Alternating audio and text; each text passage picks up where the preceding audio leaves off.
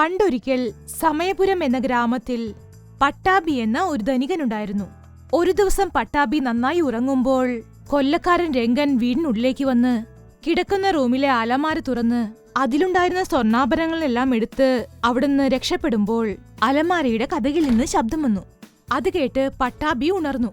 അപ്പോൾ രംഗൻ അവന്റെ കയ്യിലുണ്ടായിരുന്ന കത്തിയെടുത്ത് "ഏയ് കിഴവാ, ശബ്ദമുണ്ടാക്കിയാൽ നിന്നെ ഞാൻ കൊന്നുകളയും" എന്ന് പറഞ്ഞ് അവൻ അവിടുന്ന് രക്ഷപ്പെട്ടു. അവൻ പോയ ശേഷം കുറച്ചുനേരം കഴിഞ്ഞ പട്ടാഭി "കള്ളൻ, കള്ളൻ, അവനെ പിടിക്കൂ, പിടിക്കൂ" എന്ന് പറഞ്ഞുകൊണ്ട് റോഡിലേക്ക് വന്നു.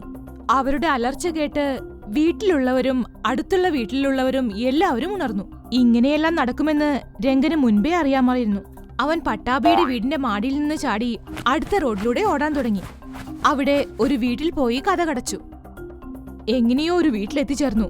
ഇവിടെ എന്താ കിട്ടാന്ന് നോക്കാനായി ആഗ്രഹത്തോടെ അവൻ വീടിന്റെ ഉള്ളിലേക്ക് പോയി. ആ മുറിയിൽ വിളക്ക് കത്തുന്നുണ്ടായിരുന്നു. കട്ടിലിൽ ഒരു വയസ്സായ മുത്തശ്ശിയും ഉണ്ടായിരുന്നു. അവരുടെ നോട്ടം മുഴുവൻ ആ രംഗനിലായിരുന്നു. അവന്റെ ഒരു കൈയിൽ സ്വർണ്ണാഭരണ കിഴിയും രണ്ടാമത്തെ കൈയിൽ ഒരു കത്തിയും ഉണ്ടായിരുന്നു. അതെടുത്തുകൊണ്ട് ആ മുത്തശ്ശിയുടെ അടുത്തേക്ക് വന്നു. മുത്തശ്ശി അപ്പോൾ കഥകിലേക്കാണ് നോക്കിക്കൊണ്ടിരുന്നത്. രംഗൻ മുത്തശ്ശിയുടെ അടുത്ത് ചെന്ന ശേഷം "എത്ര നേരമായി കാത്തിരിക്കുന്നു, ഇപ്പോഴാണോ നീ വരുന്നത്?" എന്ന് ചോദിച്ചു മുത്തശ്ശി. മുത്തശ്ശിക്ക് കണ്ണു കാണാത്ത വിവരം രംഗനെ അപ്പോഴാണ് മനസ്സിലായത്. "അല്ല മുത്തശ്ശി, ഞാൻ നിങ്ങളുടെ മകന്റെ സുഹൃത്താ" എന്നവൻ പറഞ്ഞു. "നേരം ഇത്രയായിട്ടും എന്റെ മോൻ ഇതുവരെ വന്നില്ലേ?" എന്ന് ചോദിച്ചു മുത്തശ്ശി. "മുത്തശ്ശി, നിങ്ങളുടെ മകൻ ഇന്ന് രാത്രി വരില്ല. അത് പറയാൻ വേണ്ടിട്ടാ ഞാൻ വന്നത്.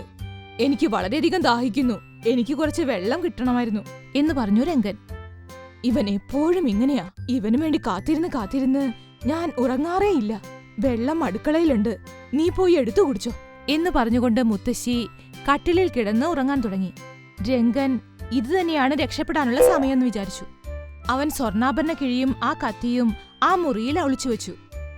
അതിനുശേഷം അവിടെ കിടന്ന് തുണികളെടുത്ത് ധരിച്ചുകൊണ്ട് നിന്നപ്പോൾ അവനൊരു കള്ളനാണെന്നേ തോന്നുമായിരുന്നില്ല. ഒരു രാജകുമാരന്റെ പോലെയുണ്ടായിരുന്നു. "മോനെ, നീ വെള്ളം കുടിച്ചില്ലേ? നീ അവിടെ എന്താ ചെയ്യുന്നത്?" എന്ന് ചോദിച്ചു മുത്തശ്ശി. "മുത്തശ്ശി, ഞാൻ തുണി മാറ്റുകയായിരുന്നു. ഇനി ഞാൻ പോകുന്നു. വന്നു വാതിലടച്ചോളൂ" എന്ന് പറഞ്ഞു രംഗൻ. "സാരമില്ല മോനെ, ഞാൻ കിടന്നു കഴിഞ്ഞാൽ പിന്നെ എനിക്കാൻ വളരെ ബുദ്ധിമുട്ടാ. എന്റെ മോൻ എപ്പ വേണമെങ്കിലും വരും. കതക് പുറത്തുനിന്ന് പോട്ടിട്ട് നീ പൊക്കോളൂ" എന്ന് പറഞ്ഞു മുത്തശ്ശി. അത് കേട്ട് രംഗൻ കതക് വെറുതെ അടച്ചിട്ട് അവിടെ നിന്ന് ധൈര്യത്തോടെ പോയി. എന്നാൽ ആ സമയത്ത് കള്ളൻ അന്വേഷിച്ചു വന്ന യുവാക്കൾ ആ വഴിയിലൂടെ വന്നു. അവൻ രംഗനെ ദൂരെന്ന് കണ്ടപ്പോൾ "ഇവൻ ഈ നാട്ടുകാരനാണെന്ന് തോന്നുന്നില്ല. ഇവൻ ഈ രാത്രിയിൽ ഇവിടെ എന്താ ചെയ്യുന്നത്? വരൂ, നമുക്ക് പോയി ചോദിക്കാം" എന്ന് പറഞ്ഞുകൊണ്ട് രംഗന്റെ അടുത്തേക്ക് പോയി "ആരാ നീ? ഈ രാത്രിയിൽ നിനക്ക് ഇവിടെ എന്താ പണി?" എന്ന് അവനോട് ചോദിച്ചു. അപ്പോൾ രംഗൻ "ഞാൻ ആ കാണുന്ന വീട്ടിലെ മുത്തശ്ശിയുടെ മകന്റെ സുഹൃത്താണ്. അവൻ പറഞ്ഞ കാര്യം ഒന്ന് പറയാനായി വന്നതാ" എന്ന് പറഞ്ഞു രംഗൻ. അവൻ പറയുന്നത് സത്യമാണോന്നറിയാൻ അവരെല്ലാവരും കൂടി അവനെയും കൂട്ടി മുത്തശ്ശിയുടെ വീട്ടിലേക്ക് പോയി. അവർ മുത്തശ്ശിയുടെ വീട്ടിലെത്തിച്ചേർന്നു. എല്ലാവരും ചേർന്ന് മുത്തശ്ശി കിടക്കുന്ന റൂമിലെത്തി. അത്രയും പേരെ കണ്ടപ്പോൾ മുത്തശ്ശി അവിടെ നിന്ന് എഴുന്നേറ്റു. "മുത്തശ്ശി, ഇവൻ നിങ്ങളുടെ മകന്റെ സുഹൃത്താണെന്ന് പറയുന്നു, സത്യമാണോ?" എന്ന് ചോദിച്ചു. അതിനു മറുപടിയായി മുത്തശ്ശി എല്ലാരെയും നോക്കിക്കൊണ്ട് "അവൻ പറയുന്നതൊന്നും സത്യമല്ല. അവനൊരു കള്ളനാ. അവൻ മോഷ്ടിച്ചോണ്ട് വന്ന സ്വർണ്ണാഭരണ കിഴി ആ മൂലയിലുണ്ട്" എന്ന് എല്ലാ സത്യവും മുത്തശ്ശി പറഞ്ഞു. ഉടനെ രംഗൻ അവിടുന്ന് രക്ഷപ്പെടാൻ നോക്കി. എന്നാൽ അവിടെയുണ്ടായിരുന്ന യുവാക്കൾ അവനെ കടന്നു പിടിച്ചു.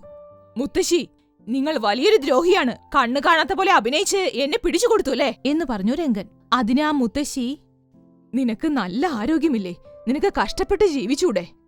എന്തിനാ ഇങ്ങനെ മോഷ്ടിച്ച് ജീവിക്കുന്നത്? ഞാൻ നിന്നെ ചതിക്കാനും നോക്കിയതല്ല. കണ്ണു കാണാത്ത പോലെ അഭിനയിച്ച് ഞാൻ എന്നെ രക്ഷിച്ചതാ.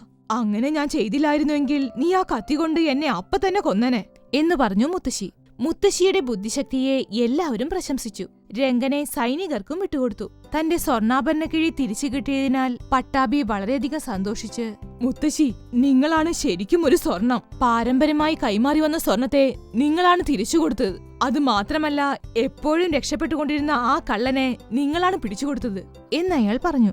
അതിനുശേഷം ഒരു പണിയുമില്ലാതെ ചുറ്റിക്കൊണ്ടിരുന്ന മുത്തശ്ശിയുടെ മകനെ വിളിച്ചുകൊണ്ട് ഒരു ജോലിയും നൽകി. ഇങ്ങനെയാണ് മുത്തശ്ശിക്ക് സ്വർണ്ണ മുത്തശ്ശി എന്ന് പേര് ലഭിച്ചത്.